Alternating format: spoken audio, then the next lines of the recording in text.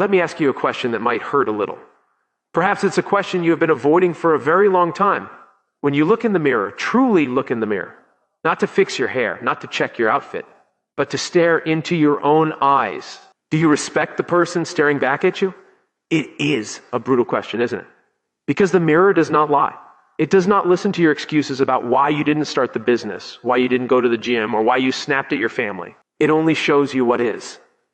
And for too many of us, what stares back is a ghost of our potential, a version of ourselves that settled, that compromised, that decided comfort was more important than calling. We are standing on the edge of 2026, and you have a choice to make right now.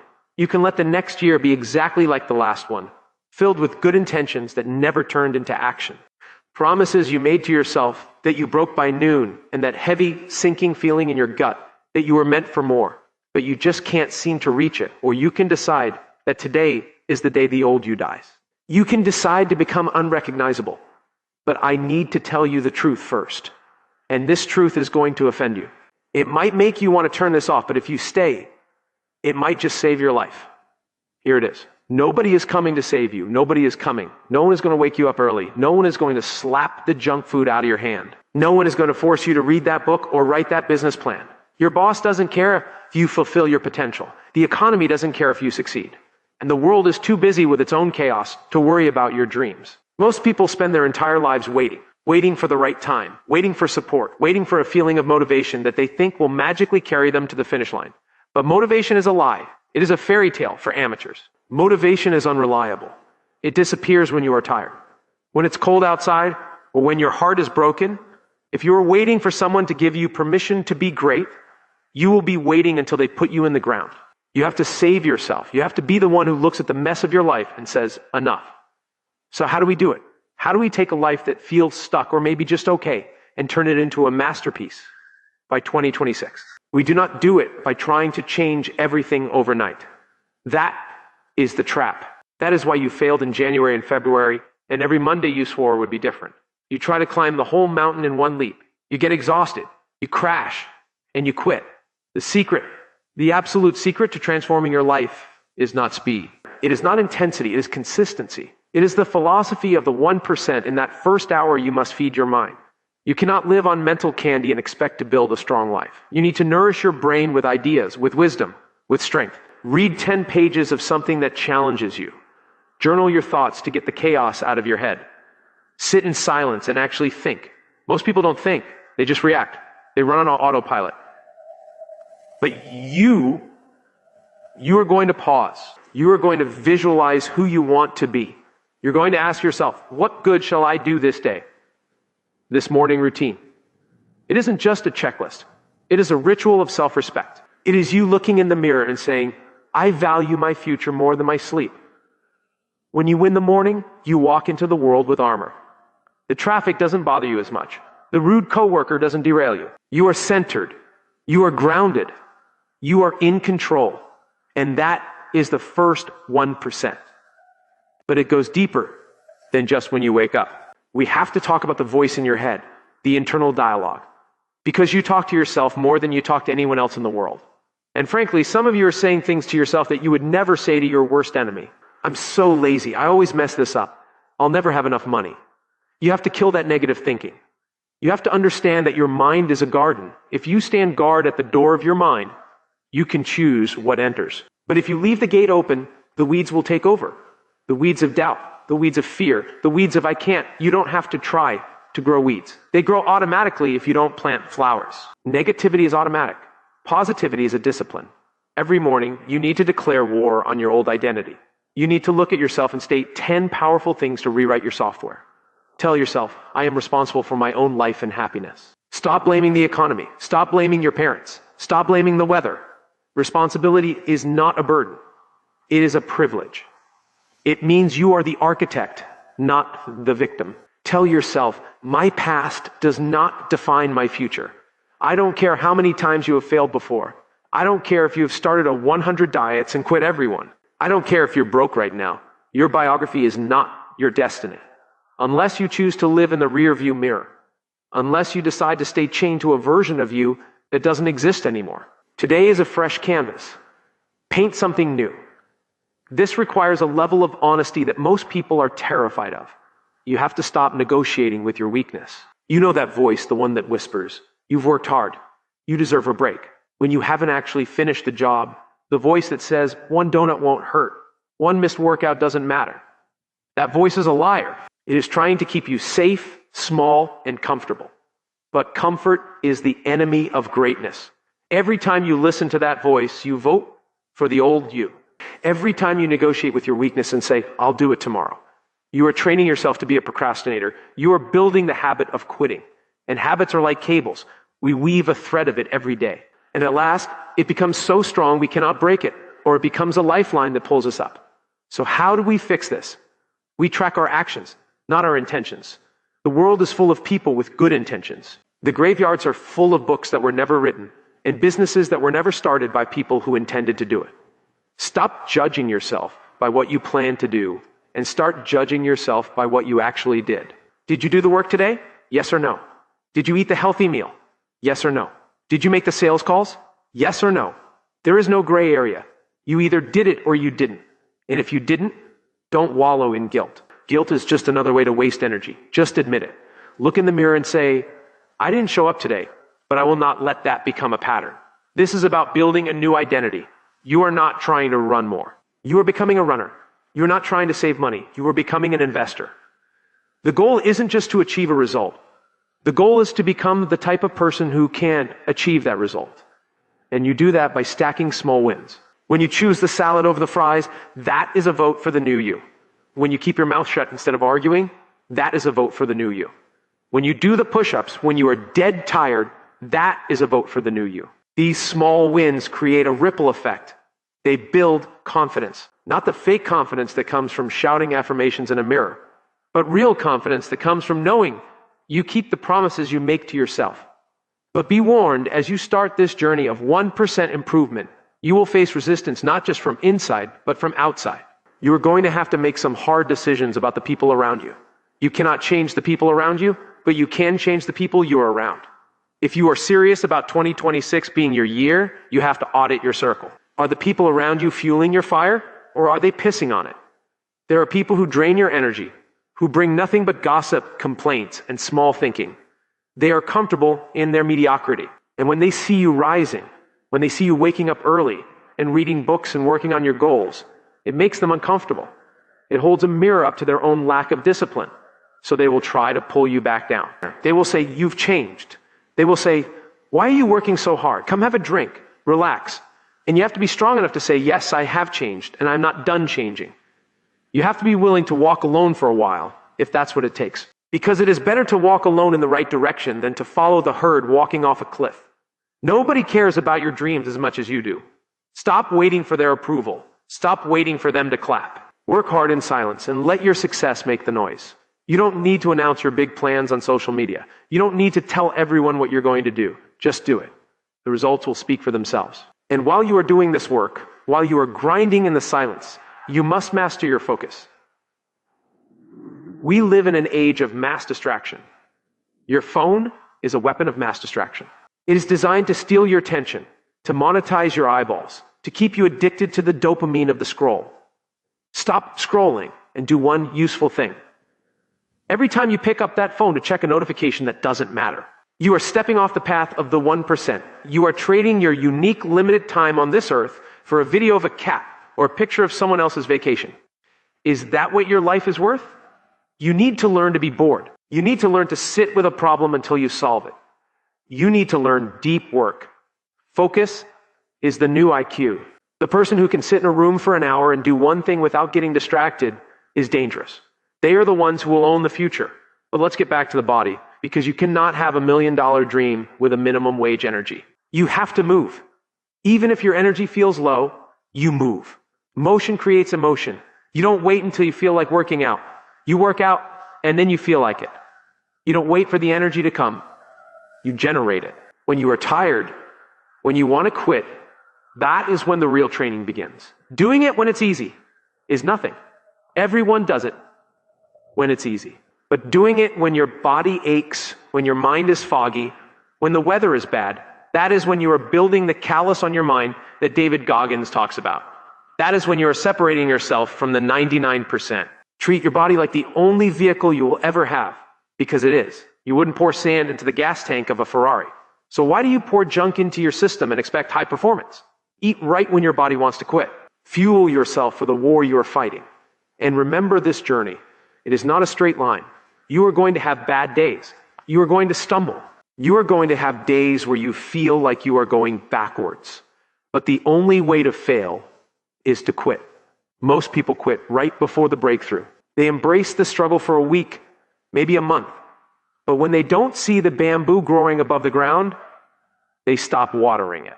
They don't realize that for 5 years that bamboo is growing roots. Snorts, it is building a foundation strong enough to hold the height that is coming.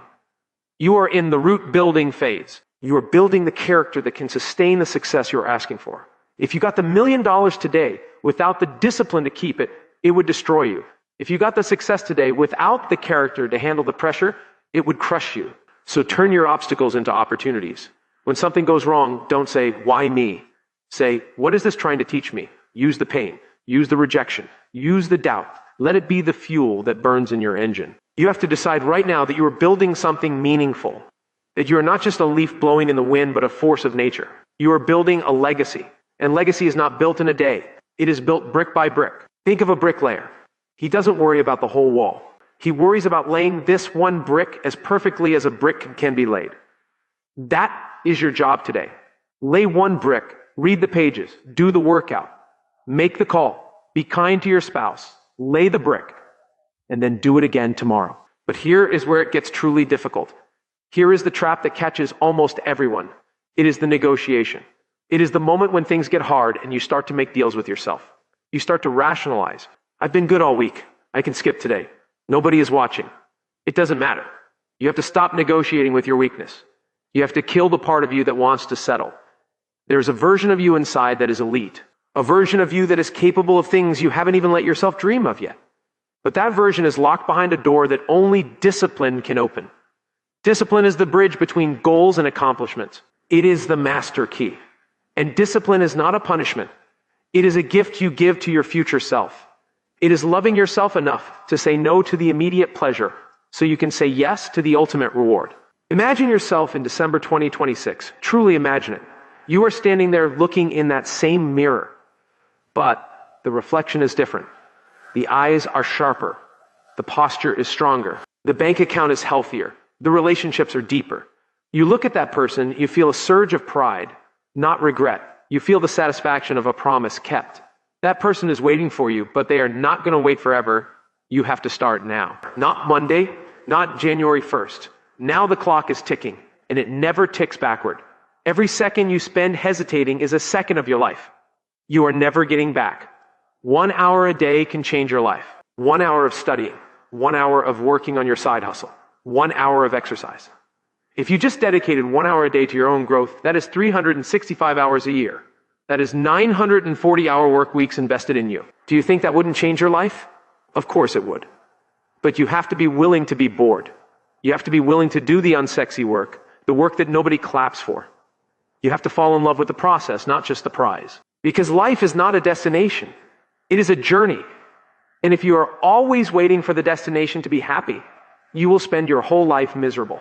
You have to find the joy in the 1%, the joy in the struggle, the joy in the sweat, the joy in the silence of the early morning. When you are the only one awake, grinding for a dream that only you can see, you need to develop the no excuses mentality. I'm too tired. No excuse. I don't have time. No excuse. I'm not smart enough. No excuse. Excuses are the nails used to build a house of failure. You are not too tired. You are uninspired. You are not out of time. You are distracted. You are not unintelligent. You are lazy with your learning. Change your language. Stop saying I can't and start saying how can I stop focusing on the problem and start obsessing over the solution. Your mind will find what it looks for. If you look for reasons to quit, you will find 1,000,000 of them. If you look for a way to win, you will find it. This is a daily battle. You don't win it once and stay a winner forever. You have to win it today, and then you have to wake up and win it again tomorrow. And as you improve, as you start to stack these 1% wins, something magical happens. The compounding effect kicks in. At first, you don't see anything. It's like the ice cube sitting in a room at 25 degrees. You heat it up to 26, nothing. 27, nothing. 28, nothing. You might feel like you are working for nothing, but then you hit 32 degrees and the ice begins to melt. The work you are doing when you don't see results is not wasted. It is being stored. It is building the thermal energy for the breakthrough. So don't you dare quit. Don't you dare look at the lack of immediate results and tell yourself it isn't working. It is working. You are building the roots. You are sharpening the axe. You are becoming. But you have to be vigilant. You have to watch your attitude. Your attitude is the sail of your ship. The same wind blows on us all. The wind of disaster, the wind of opportunity, the wind of change, the economic wind, the political wind. It blows on the rich and the poor alike. The difference is not the blowing of the wind, but the setting of the sail. You cannot control the wind, but you can control your sail. You can control your response. When life knocks you down, and it will knock you down, you have to control your response. Do you stay down and play the victim? Or do you get up, dust yourself off, and say, is that all you got? And that question, is that all you got? It changes the dynamic of the fight immediately. It shifts you from a victim into a warrior. Because here is the fundamental truth that you need to burn into your brain if you want to survive the storm that is coming. Between every stimulus and every response, there is a space. And in that space lies your freedom. In that space lies your power to choose. How? Most people live their lives on autopilot. Something bad happens. The car breaks down. The client cancels. The criticism comes and boom, they react. They explode. They crumble. Or they complain. They're slaves to their emotions. But if you want to be in the top 1% by 2026, you must learn to pause in that space. You must learn to look at the chaos and ask yourself, how do I want to respond to this? What response will serve my future self, not just my present feelings? You cannot control the weather. You cannot control the economy. And you certainly cannot control other people. But you can control the sail. You can control your attitude. And let's be honest about the people around you. Because this is where many of you are losing the war.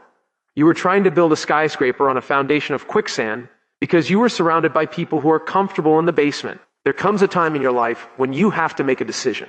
Not just about what you want to do, but about who you allow to be around you. Your energy is your most valuable currency. And you have people in your life right now who are draining it. People who bring nothing but gossip, complaints, and small thinking.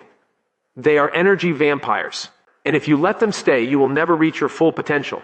You might think you are being loyal, but loyalty to a toxic past is treason to your future. You have to be ruthless about your circle. Ask yourself, are these people pushing me forward, or are they holding me back? Are they fueling my fire, or are they pissing on it? If they are draining you, if they are making you doubt your own ambition, you have to love them from a distance. You have to protect your peace, like your life depends on it, because it does. You cannot change the people around you, but you can change the people you are around.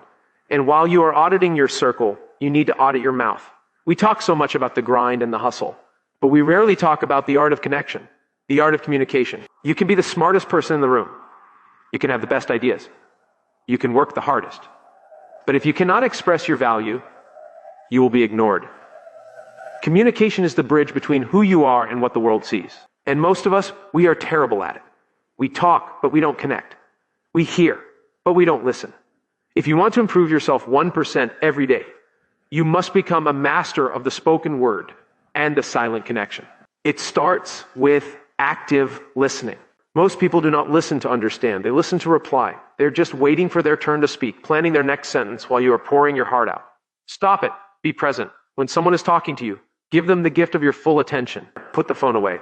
Look them in the eye. Eye contact is not just about being polite. It is about courage.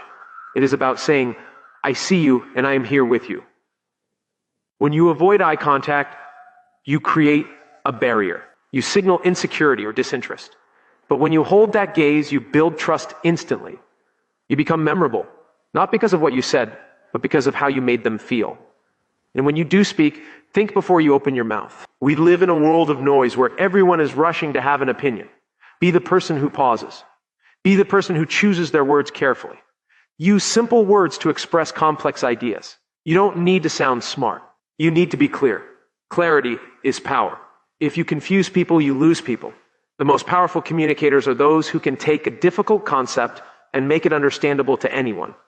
This is a skill you can practice every single day. Record yourself speaking. Listen to your voice. It's uncomfortable. Yes. Hearing your own voice is always a shock. but it is the only way to hear what the world hears. Fix the yums, fix the ohs, fix the speed. Polish your communication until your words land with the weight of a hammer. But all this external work, the communication, the relationships, it means nothing if you are broken on the inside. We have to talk about the messy middle. You see, starting is easy. Everyone is excited on day one. Everyone posts on social media when they start the diet or launch the business. But what happens on day 17? What happens on day 45 when the excitement has faded? When the results aren't showing and you are tired, that is when most people quit. They quit right before the breakthrough. You have to understand the philosophy of the Chinese bamboo tree. You plant the seed, you water it, you fertilize it. And for 1 year, you see nothing. No growth, zero. You water it for a second year, nothing. Third year, nothing. Fourth year, nothing. People will walk by and laugh at you. They will say you are wasting your time. Nothing is happening. But you keep watering. You keep believing. And then in the fifth year, within a period of 6 weeks, that tree grows 80 feet tall. Now the question is, did it grow 80 feet in 6 weeks? Or did it grow 80 feet in 5 years? It grew in 5 years because if you had stopped watering it at any point during those quiet years, it would have died in the ground. You are in your watering phase right now. You are building the root system. You cannot see the results yet, but they are happening underground. Do not let the lack of visible progress fool you into thinking you are failing guiding though. But this is why you must measure your progress, not your perfection. If you measure yourself against perfection, you will always lose. You will always feel inadequate. But if you measure yourself against who you were yesterday, you will see the growth. Did you show up today? Did you lay one brick? Then you are winning. Small wins create a ripple effect. They build a fire of belief in your belly. Celebrate the journey, not just the destination. If you only celebrate the finish line, you will be miserable for 99% of your life. Find joy in the sweat. Find joy in the struggle. Find joy in the fact that you are becoming someone who does not quit. And while you are in this struggle, you must stop waiting for support. This is a cold, hard truth. Nobody is coming to save you. Nobody cares about your dreams as much as you do. Stop waiting for your friends to clap. Stop waiting for your family to understand. They might never understand, and that is okay. Your vision was given to you, not to them. You have to be your own biggest fan. You have to believe in yourself when the room is empty and the lights are off. Work hard in silence. We live in a look at me culture. Everyone wants to announce their moves. I'm going to do this. I'm planning that. Stop talking. Talking drains the energy that should be used for doing. Let your success speak for itself. The most dangerous person in the room is the one who listens, observes, and works in the shadows. When they finally step into the light, their results are so undeniable that no one can question them. Be that person. Build a fortress of competence so strong that you don't need to brag. But to sustain this, to keep going when nobody is watching, you need to fuel the engine. We talked about the mind, but we must talk about the body. You cannot have $1 million ambition with a 10-cent body.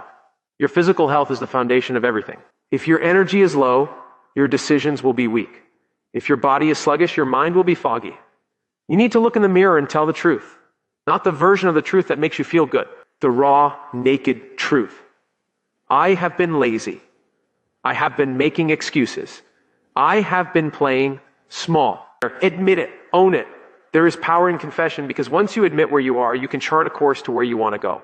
But stop pretending you are doing your best if you are not. Stop pretending you are busy when you are just distracted. The mirror doesn't lie, and neither should you. You must reconstruct your identity.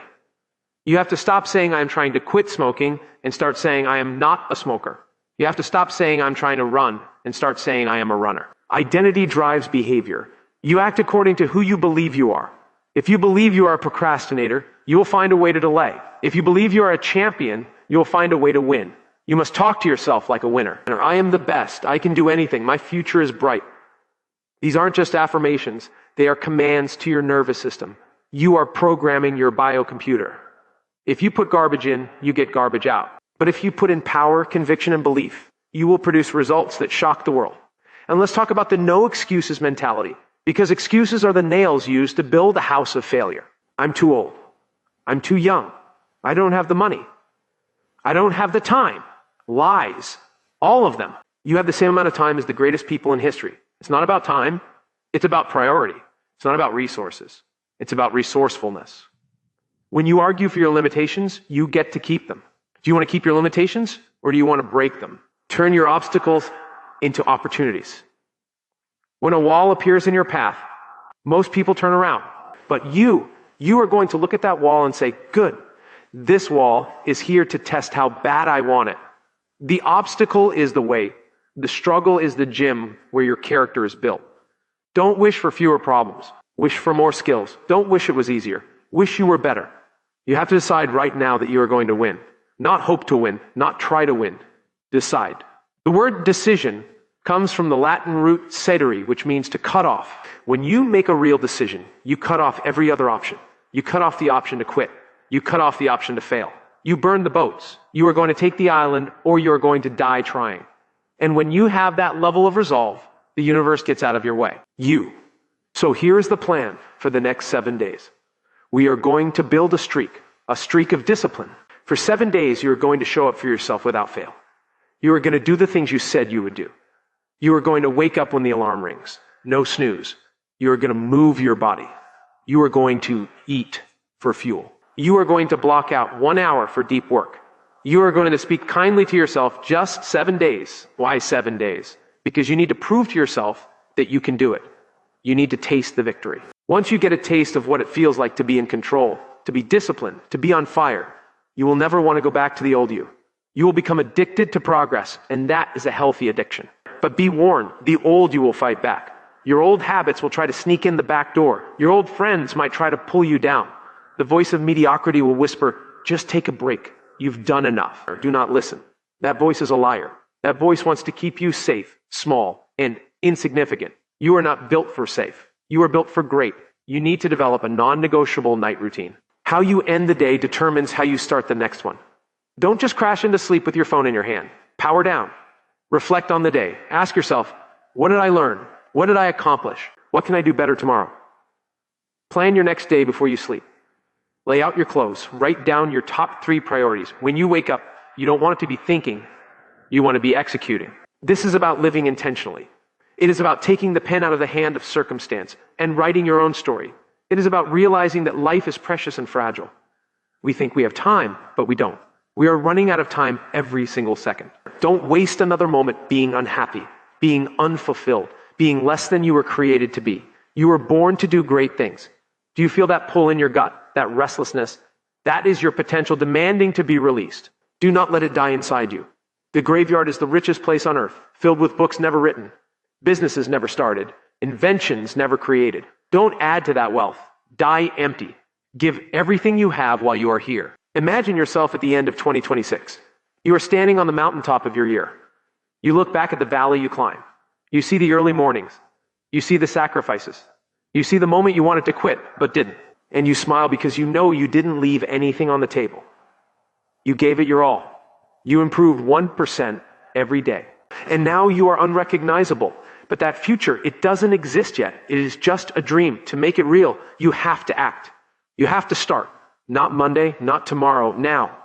So I ask you again, when you look in the mirror, are you ready to tell the truth? Are you ready to kill the excuses? Are you ready to do the hard things in the dark so you can shine in the light? The clock is ticking. The world is moving. The 1% are working. Are you with them? It's time to get to work. But the work doesn't stop with your attitude. And it doesn't stop with your body. We have to talk about your environment. Look around you right now. Look at your room, your desk, your car. What do you see? Is it order or is it chaos? You cannot expect to have a clear, focused $1 million mind while living in a cluttered, chaotic $10 environment. Your external world is a direct reflection of your internal state. If your room is messy, your mind is messy. If your car is filled with trash, your discipline is trash. It sounds harsh, but it is the truth. You are tolerating disorder. And when you tolerate disorder in your physical space, you are training your brain to tolerate disorder in your life. You are telling your subconscious that you are not worth the effort of organization. So, part of your 1% improvement today is simple. Clean your space. Before you try to fix your entire life, fix your bed. Organize your drawer.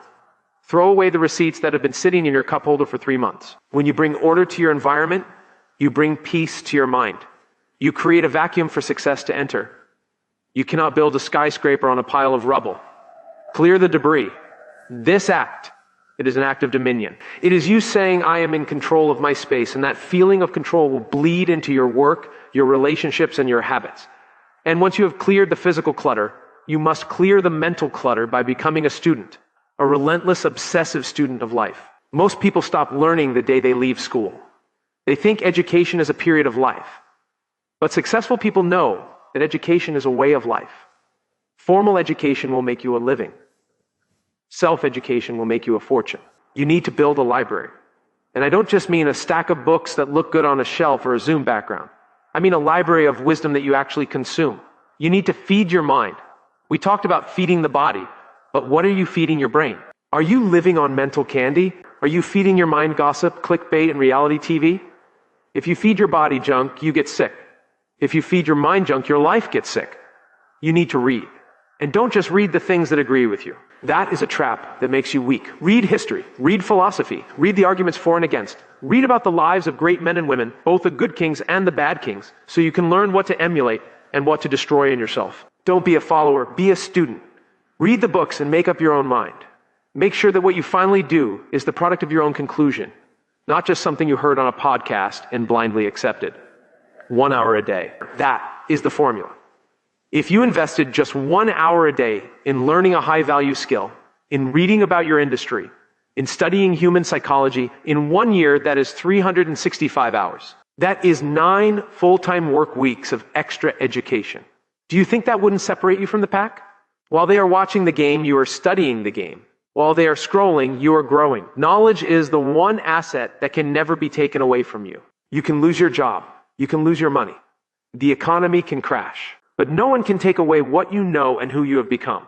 But all this input, all this reading and learning, it requires space to process. And this brings us to a lost art in our modern world, solitude. You need to learn to be alone. We are terrified of silence. We fill every second with noise, podcasts, music, scrolling, because we are afraid of what we might hear if the noise stops. We are afraid of our own thoughts. But you cannot grow in the noise. You grow in the silence. Albert Einstein, Leonardo da Vinci, the greatest minds in history understood the power of solitude. Da Vinci said that if you are alone, you belong entirely to yourself. But if you are accompanied by even one companion, you belong only half to yourself. In the early morning before the chaos starts, or late at night when the world is asleep, find that pocket of silence. Sit with your thoughts. Ask yourself the hard questions. Am I happy? Is this the path I want? What am I avoiding? The answers are there, but they speak in a whisper. You can't hear the whisper. If the TV is on, you need to disconnect to reconnect. Solitude is where you find your vision. It is where you find your why. And without a why, you will not survive the how. And in that silence, you need a tool. A tool to capture the chaos and turn it into order. You need to write. You need to journal. I don't mean writing, "Dear Diary, today was nice." I mean writing to solve problems. I mean getting the poison out of your head and onto the paper. When you keep your worries in your head, they loop, they grow, they become monsters in the dark. But when you write them down, you trap them, you make them small. You can look at them objectively and say, is this really a problem or am I just afraid? Journaling is not just for writers, it is for warriors. It is how you track your life. A life worth living is a life worth recording. If you don't record your life, the lessons vanish. You make the same mistakes in 2026 that you made in 2024 because you forgot the lesson. Write down your wins so you can remember you are capable. Write down your losses so you don't repeat them. Write down your goals so they become real. Clarity on paper becomes focus and action. Now let's talk about a 1% improvement that most people ignore until it's too late. Your finances. You cannot be free if you are a slave to debt. You cannot be focused on your purpose if you are stressed about paying the rent. Financial discipline is a spiritual discipline. It is about self-control. The rule is simple, yet almost no one follows it. Spend less than you earn and invest the rest. It sounds boring, doesn't it? It's not sexy, but it is the path to freedom. Every time you buy something you don't need with money you don't have to impress people you don't like, you are trading your future freedom for a moment of dopamine. Stop it. You have to look at your bank account with the same honesty you look in the mirror. Where is the leakage? Where are you being weak? Financial success is not just about making more money. It is about keeping more of what you make. It requires the willingness to delay gratification, to say no to the shiny object today so you can say yes to choices tomorrow. Improve your finances 1% a day by tracking where your money goes, by saving that $1, by reading that one book on investing. Money is a terrible master, but an excellent servant. You must master it or it will master you. And as you build these habits, the cleaning, the learning, the solitude, the saving, you must understand the most critical concept of all. You must work hard in silence. We live in a culture of noise. Everyone is broadcasting their moves. I'm grinding. I'm hustling. Watch me work. Stop announcing your plans. Stop looking for applause for things you haven't even done yet. The most dangerous person in the room is the one who is quiet, the one who is observing, the one who is working while everyone else is talking. Work in the dark. Build in the shadows. Let your results make the noise. When you talk about your goals too much, your brain gets a premature hit of satisfaction. It feels like you've already achieved it. So you lose the drive to actually do the work. Keep that energy contained. Let the pressure build. Use that pressure to propel you forward. Nobody cares about your story until you win. So win. Then you can tell the story. There will be days when you feel like nobody is watching. And therefore, it doesn't matter if you cut a corner. It doesn't matter if you skip the last rep. It doesn't matter if you eat the junk food. Nobody will know. But you will know. And that is the only opinion that matters. Character is what you do when the lights are off. Character is what you do when there is no Instagram story to document it. Every time you cheat yourself, you erode your own self-respect. You create a crack in your foundation. But every time you hold the line, every time you